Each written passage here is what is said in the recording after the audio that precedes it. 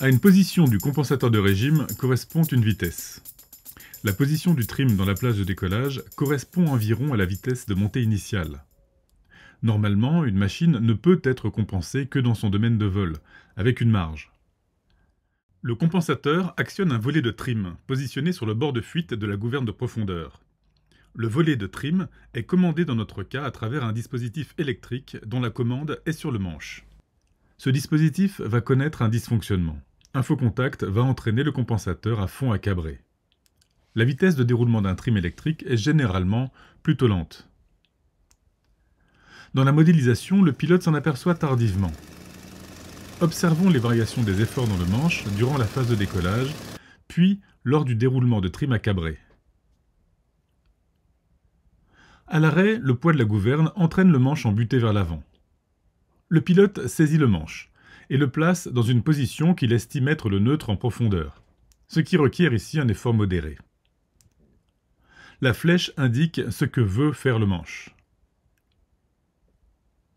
Durant l'accélération, l'effet aérodynamique sur la gouverne fait diminuer le poids de la gouverne dans le manche.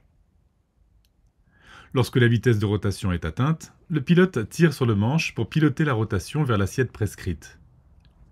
Il exerce alors un effort qui diminue à mesure que la vitesse augmente jusqu'à ce que la vitesse de compensation soit atteinte. Arrive le dysfonctionnement. Le trim électrique non commandé part à cabrer.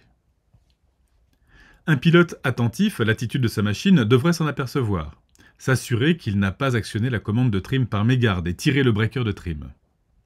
Mais son attention est ailleurs. Arrivé à un certain seuil, la force dans le manche entraîne la main du pilote, l'assiette augmente. Sur la trajectoire ascendante, la vitesse diminue. Le trim continue sa course à cabrer.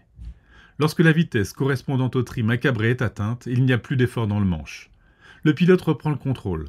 Il pousse sur le manche, toujours plein gaz, pour réaccélérer. Il cherche à tenir le palier. À mesure que la machine accélère, l'effort à exercer augmente. Pour qu'il soit soutenable sur la durée, il faut réduire la vitesse en veillant à garder des marges d'évolution. Le pilotage manche bloqué consiste à tenir fermement le manche en position pour tenir l'attitude de la machine. Dans notre cas, en exerçant sur le manche un effort à piquer qui diminuera avec la vitesse et devrait s'inverser à la fin de l'arrondi. Dans le cas contraire, celui d'un déroulement de trim à piquer, il faut augmenter la vitesse pour réduire l'effort à tirer sur le manche pour tenir l'attitude. L'effort ira croissant, la vitesse diminuant, jusqu'à la fin de l'arrondi. Pour réussir la manœuvre d'atterrissage dans ces conditions, il faut en avoir une représentation claire. Ces campagnes sur l'atterrissage ont quelques années. Vous pouvez y accéder à partir des liens en description de cette vidéo.